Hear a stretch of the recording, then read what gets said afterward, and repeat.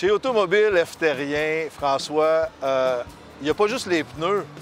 L'hiver arrive, mais il faut faire de l'entretien. Oui. C'est quoi qu'il faut faire avec notre véhicule? Parce qu'on oublie, nous autres, de faire ça. Oui, oui.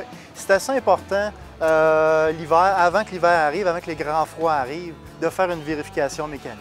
Okay. C'est-à-dire qu'on pourrait la faire n'importe quand pendant l'année, cette vérification-là, mais on va y penser bien souvent quand les froids vont arriver. Première chose qui est très importante à vérifier, notre batterie.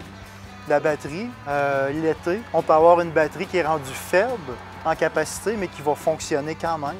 Mais quand les froids commencent à s'installer, si on n'a pas une batterie qui a un bon pourcentage dessus, on ne démarrera pas en période de froid. Alors, c'est important de faire un test de charge là-dessus. C'est pas parce qu'on a un véhicule neuf ou presque que la batterie elle peut être immortelle. Là. Non, non, ça veut rien dire. On change des batteries qui ont 6-7 ans comme on en change qui ont eu 1 an à peine. Et puis, c'est important d'avoir de quoi de fiable pour l'hiver. Parce que les voitures, avec toute l'électronique, ça prend de la charge en quelque part. C'est ça. OK. À part la batterie, on va avoir évidemment l'huile, s'assurer qu'on a une huile qui est bonne pour l'hiver parce qu'on a différents grades d'huile aussi.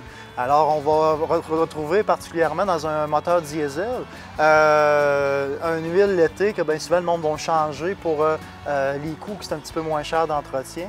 C'est important l'hiver de ramener ça à l'huile pour l'hiver. La même chose dans un moteur à essence, par contre, mais les gens jouent moins avec la catégorie d'huile à ce moment-là. synthétique ou l'huile ordinaire? Ouais, tout dépendamment du millage qu'on fait. Okay. Par contre, ça ne jouera pas sur le démarrage.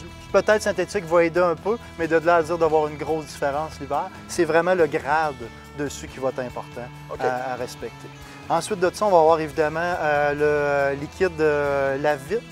Il y a du liquide lave-vite pour l'été, il y en a pour l'hiver, il y en a des givreurs, il y en a de toutes les sortes. C'est important de s'assurer, si on ne veut pas avoir un conduit qui fend l'hiver, qu'on a un liquide lave-vite qui est bon pour la température hivernale.